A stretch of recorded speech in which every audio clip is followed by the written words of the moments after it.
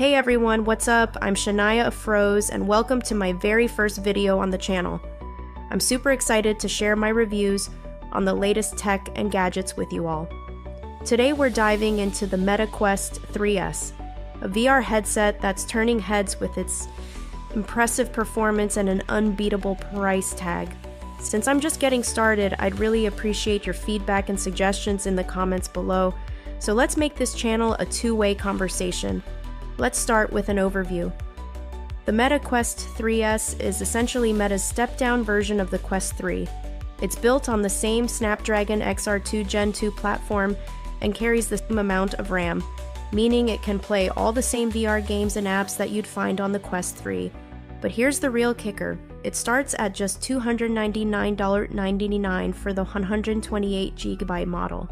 That is about $200 less than the Quest 3, which makes it a very enticing option for anyone looking to dive into VR without breaking the bank. At first glance, if you're upgrading from a Quest 2 or just starting out in VR, the Quest 3S feels like a great compromise. You get a lot of the power of the newer Quest 3, but with a few deliberate trade-offs in the display and optics that keep the price so low. Now let's talk design. The Quest 3S has a clean white look that reminds me a lot of the Quest 3, and it features two clusters of three 4-megapixel full-color pass-through cameras on either side of the visor.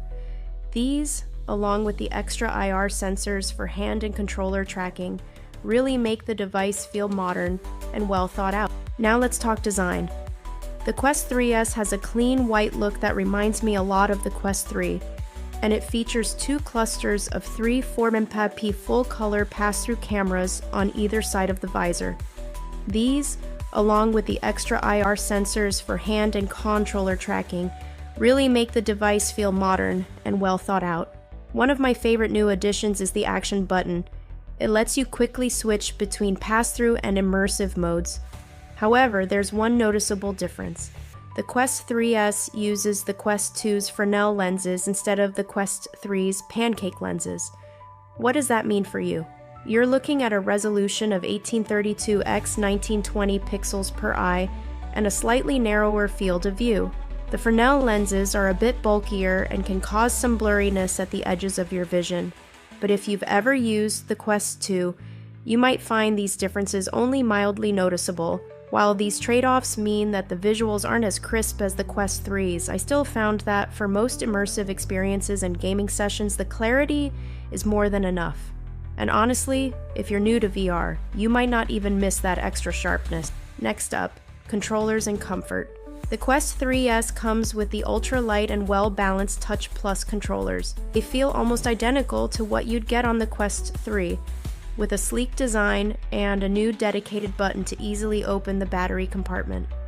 This is especially handy if you run into any minor tracking issues, which can still happen if your hands move too far outside the sensor range. Unboxing and setup are super simple too. All you need is the headset, the two controllers, a charging cable, and a quick start manual. Using the Meta Horizon app on your smartphone, you can set up your device in just about 15 to 25 minutes. And yes, you'll have to create a Meta account, which is a new process compared to the old Facebook login, but the guided instructions make it really intuitive.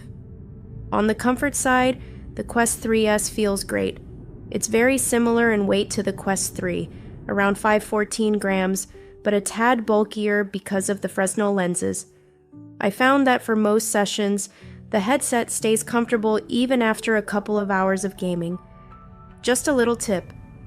If you're planning on some active gaming, you might want to consider upgrading the standard strap to a more secure Elite-style strap for extra stability. Let's dive into what really matters.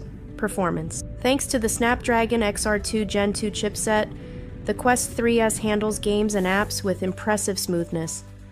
I tested it with a variety of titles, from fast-paced games like Blade and Sorcery, Nomad to more immersive experiences like virtual painting and mixed reality demos that literally transform your living room into a dynamic space.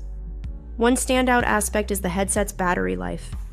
With a 4324 mAh battery, I was able to enjoy over 2 hours of continuous gameplay, a solid improvement over some previous models that could leave you scrambling for an external battery after just an hour and a half.